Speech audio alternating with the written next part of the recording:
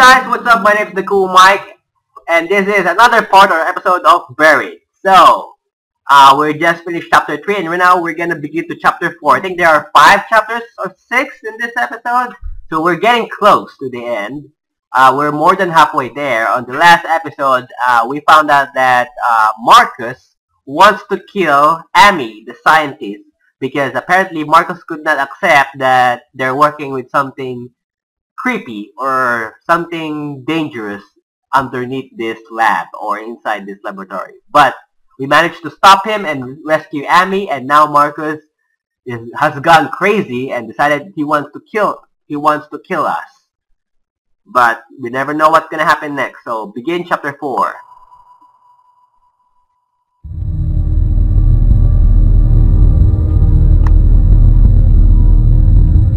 Now we're in the elevator once again. The ride up to the elevator is tense. I take the series of new friends doing everything I can to stay in control. Amy has gotten back to her feet, but her head is pressed against the elevator wall. As she suppresses a series of sobs, I find myself trying to remember the way those creatures look, but my mind seems to shudder at the effort. I have seen something that is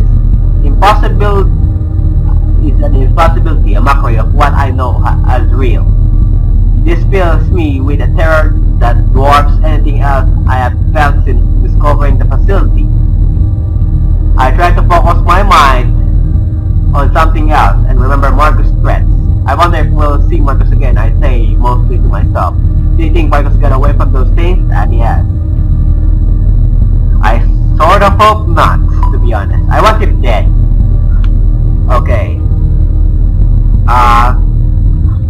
Me too, she says, looking at the ground, her arms folded. So I say, how did you end up here? She gives a nervous chuckle and shrugs. I used to work with the Pentagon. It was some pretty upper echelon stuff that I still can't discuss. I assume this place is even more upper echelon, I said. This place isn't even on the scale, she answered. My other job was a cakewalk compared to this. Then why stay, I asked. Because the money is ridiculous. I have a 13-year-old daughter already talking about Harvard. You do the math. Harvard, huh? That's ambitious. Amy, any other kids? Let's ask about the kids. Why not? No, just the one. Her dad split on us when she was 3. I never remarried, so no siblings for her. I may have only gotten one, but the one I got is amazing. Amy pauses before continuing softly. What if I never see? Her voice breaks off, the words too terrible to say. Her eyes filled with tears. The elevator comes to a stop. The slide ding as it interrupting the moment. Amy hastily wipes her eyes, and we waste no time getting back inside the command center. Okay.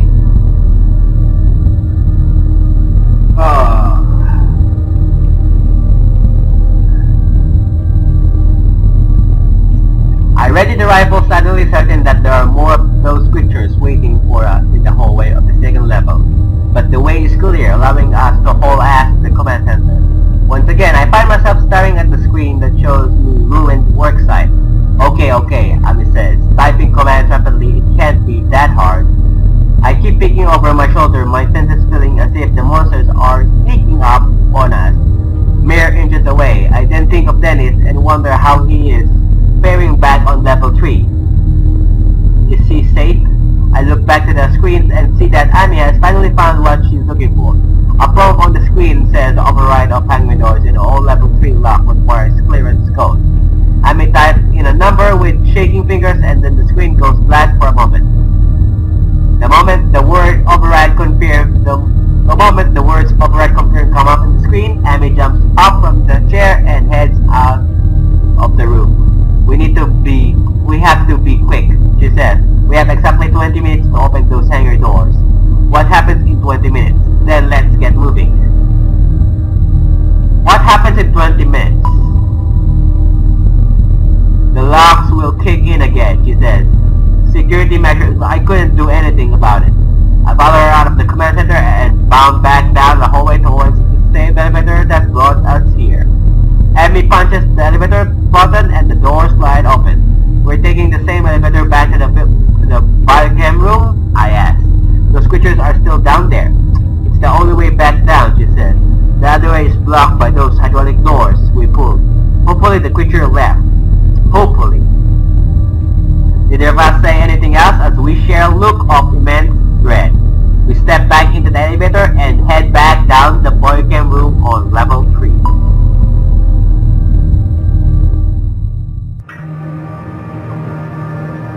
Okay. As the elevator doors open, we peer, looking to see if the creatures are still in the area, but it's all clear. When Amma looks to me, her eyes are clear and strong. Marcus wasn't entirely wrong, Amma says, as we start walking back towards the hangar doors. About what? I asked. About how I'm partially to blame for this. Why would you be to blame? It's your job. Some of the things we do here, it's scary. We should have known that one day something like this would happen. Everyone here with knowledge of what goes on in level 3 is to blame, she said. It's highly an advanced research facility. I say doing an amazing but risking stuff. So yeah, you're partially to blame by just working here, but I can understand. But I can understand the dedication.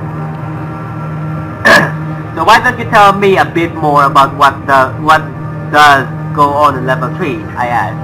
Are you familiar with the Large Hadron Collider over in Switzerland? I've heard the phrase, but that's about it, I say. It's a powerful particle accelerator. She explains right now they're using it to try and create what's called a dark matter. It's theorized that this dark matter actually makes up the majority of the universe, but parts of the universe are very different from ours. We guess it's the people at the LHC will probably create their first dark matter particle in about 2018 and 2019. Here in this facility where we were able to create one almost 10 years ago. It was the key to our research. Does this have something to do with those things? What does this matter do? Let's talk about the creatures. Well, we still don't know all there is about dark matter or other matter we have yet to identify. These creatures could be made open, or maybe there are some even more chaotic matter. We just don't know. If dark matter is responsible, there are no real answers to have. I scratch my head. So you're saying this dark matter helps with what? Opening up other dimension or something? That's the theory, she said. During the point-to-point transfer, the subjects are gone for about 3 to 6 seconds. There is no way to see or measure their presence, but they exist somewhere. From what we can tell, they exist in the kind of void. What is this place like? Have you done this with people?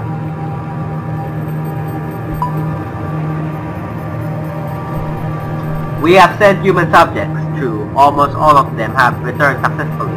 I make an involuntary grimace almost. There was one man, Dr. Quintana, who didn't return. We don't know where. She trails off, taking a moment to collect herself. Sorry, I asked. I say, feeling my mind start to bend inward again. As we continue to walk between the silos, we walk past the area where we left Marcus behind. But he's long gone. Maybe he found a way out.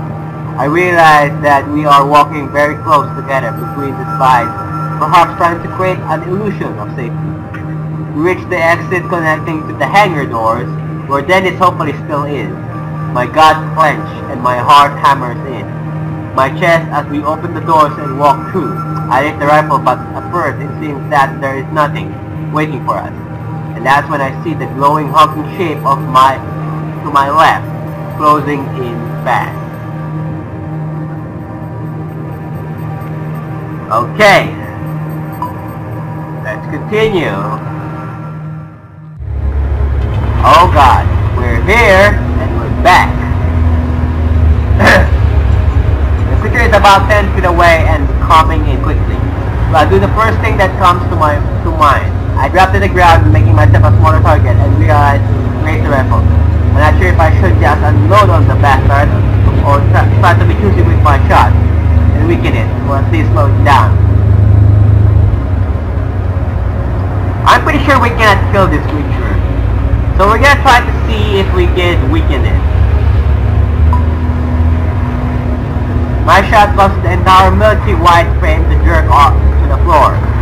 It thunders its ghost-like tentacles, threatening the rage as it cries out at me. It seems to turn and jerk away, part of it appearing and disappearing every few feet. It moves down the hall and out of sight. I look quickly around for others, but there is only Amy. She looks at me where the monsters went. With wide eyes, her face is pale, and I wonder if, like me, she's able to feel her mind trying to retreat. Come on, I say. Let's find Dennis and get to the hangar doors. Amy glances at her watch and nods. We're already down to 6 minutes. We turn towards the hangar doors, and I'm a little disgusted with myself because the bloody scene that so shocked me before we see now seems smiles. Amy goes to work on the computer console on the side of the door. She starts punching in keys before saying this is going to take some time. I thought you already unlocked it, I asked. I did, she said. But for this door, there are still security permissions I needed to hack. Marcus would have known how to do this. He trails off and I decide to let her work. Suddenly something slams into me. I feel my feet leave the floor and I'm literally thrown across the concrete. I look up in time to see one of the creatures is apparently in no hurry to attack me, again focusing on Amy instead. She's not armed. I need to come up with a plan to get this thing away from her so she can focus on getting the door open. This is one of the flickering appendages makes me amazed in the part of its makeup is pure light and energy. I could easily take a shot with a rifle, but my mind again goes to how much remaining ammo I have. The only other thing I can think of is to get it to chase me and lead it away from this room somewhere.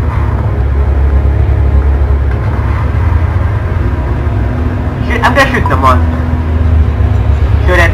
I lift the rifle and glugly and fire as quickly as I can. Not having good footing and still reeling from the attack, the aim is off. But the noise of it distracts the monster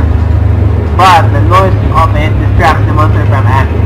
The monster turns to me and I am again face to face with something that has no business being in this world, in this reality. Its body gives off a sort of glow around the central part of bulbous core that is branched off to two humps, very much like a spider. Again, I sense that this visual information is not accurate, but it's the best I can do to make a sense of this possible creature.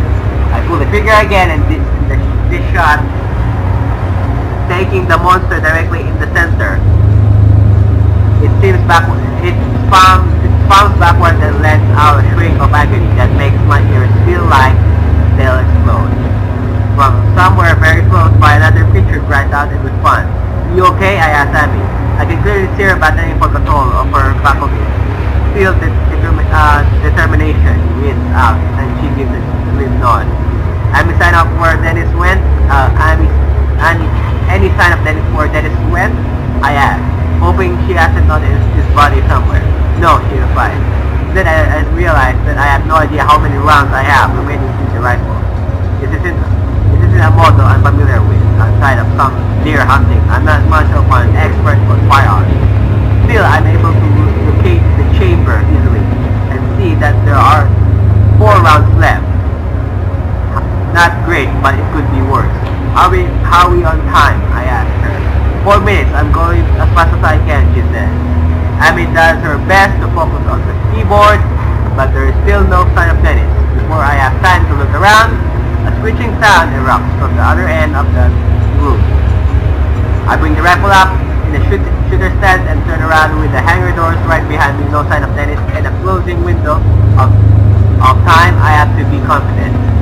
Yet when 2 monsters came around the corner, my body wants to shut down. The appendages seem to jump in time and space, reaching out the split second independent of the body, and then disappearing back where they came from. It turns and screeches at me, its glowing tentacles snaking out of the body. My knees tremble uncontrollably. Behind me, I'm shriek. I feel myself losing control, my mind sliding into the abyss of insanity. I pull myself back from the brink. I've got to stay in control.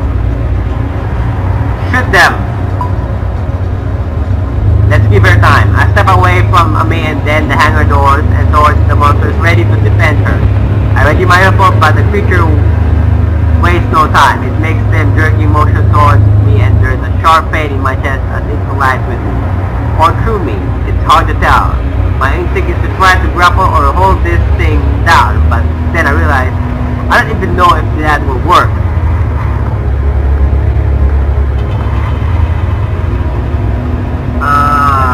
Try to get away. I figured I'd rather not try to lean more about the physical nature of this thing right now. I duck and draw away from it, then stand up to face it. With a scream of defiance, I raise the rifle and put a round on its core. The shot lands dead center, and the light inside of it flickering almost violently. It falls back against the wall, issuing a hiss of its telltale static noise. Then jerks away and retreats, at least for now. Another terror appears, as if out of nowhere, screaming at me with its high-pitched whine. It bounds forward, charging in its strange, spastic way. I aim the rifle, intending to take this one in the core too. I take several shots, but it's still coming at me. As it slams into me, I realize that I only have one bullet left. On contact, the wind is knocked out of my lungs, and the back of my head strikes the floor. But neither of these things is an alarming, as the fact that the beast is on top of me. Its exterior is like a seashell that has been pounded by the surf for so long that it has lost all its edges and ridges. But the grip of it tries to capture me with its pure violence. I feel those slight appendages start to wrap around me. I raise the rifle knowing I still have one shot left. The weight of the monster is erratic. One moment I feel weightless, another I feel like I'm going to be crushed. I push upwards, the rifle to aim, but it's overpowering me.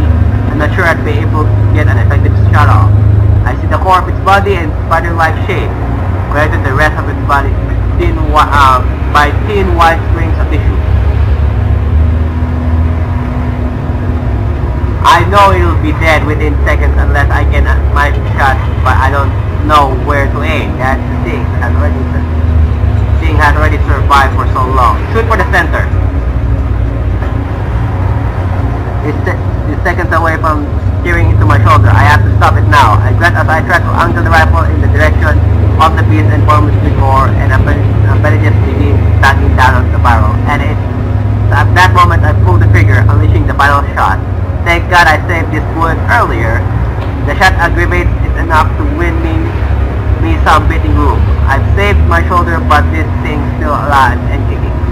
But then I see the creature extend its tentacles in a violent whip-like motion away from me, while it makes that static screeching sound. The creature disappears into thin air and reappears a few feet from me, retreating with a shudder and cry of desperation. I get to my feet just in time to see the monster head in the direction of the bike-camp. Amy looks over at me from her terminal, the hangar doors looking petrified. I manage to help myself up when I see another figure nearing us. But to my relief, I realize it's a human figure, Dennis, with a gun. "You okay, boss?" he asks. But his eyes aren't on me. They are looking to the creature, trying to understand exactly what he has just seen. About 15 minutes ago, I heard the door to the maintenance room unlocked. And it says, pointing to the room I tried to bust my way into earlier. "Ah," Amy says, "when I did the override up the command center, it unlocked all the small doors down here, including that maintenance room. I went inside there and hid," Dennis continued. "And while I was waiting for you to come back, I found a massive trunk. There were a few guns in it, so I grabbed this one and he says, patting his shotgun. I'm glad you're safe, Dennis. I'm glad you found some weapons." Let's say he's safe. "Thanks, boss," he says. "Me too." He doesn't break eye contact with the panel. "Almost done," he replies. Suddenly, without warning, a shot ricochets off the wall behind Amy's head. Suddenly, we look around, confused. Did Dennis gun off? I look around, wondering who or what could possibly be shooting at us. Those creatures don't do anything that sounds remote like gunfire, and then I see him.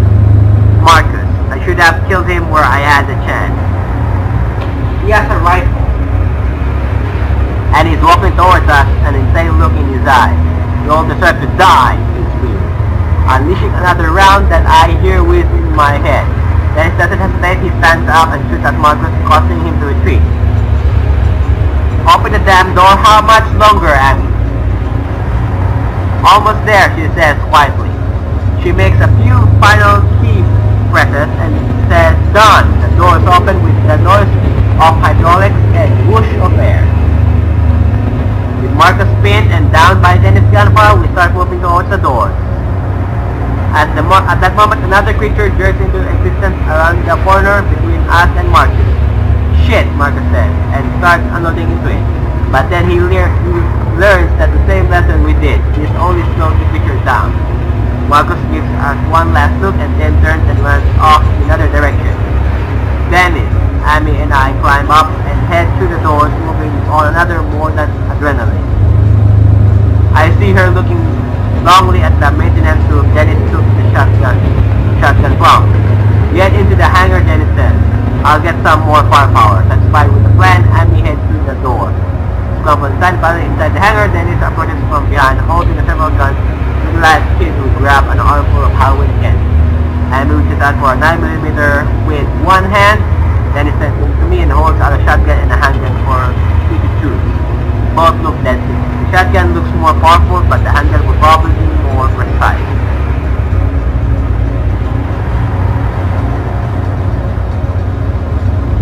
Shotgun is for close range and handgun is for long range.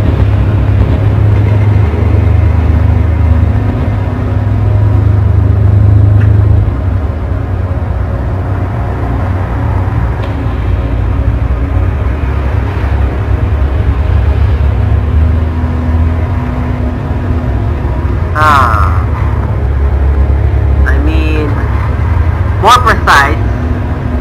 Let's take the handgun. You took the handgun. I select the handgun and I'm comfortable by the way. It seems a bit perfect to my shaky grip. There are more creatures coming, as many as a dozen. They are floating down the hall quickly. Their tentacles glittering. The way their light seems to mingle together is almost beautiful. Close the door, I yell at Amy. She dashes to another terminal mounted on the inside of the hangar doors and tries desperately to close them. It's not working, she says.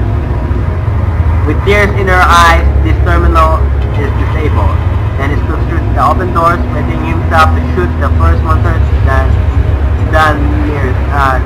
nears us. Should we try to slow a few down or just run for it? He asks, his gun at ready. Let's run for it. Let's not waste ammo. Let's just get the fuck out of here. Good idea, says Abby. With that, we turn around and sprint out into the hangar floor. Yeah, I'm gonna end it here. So that was that. Hope you guys enjoyed this episode or part of Buried. If you enjoyed, leave a like. Also, don't forget to subscribe now and be part of my plan.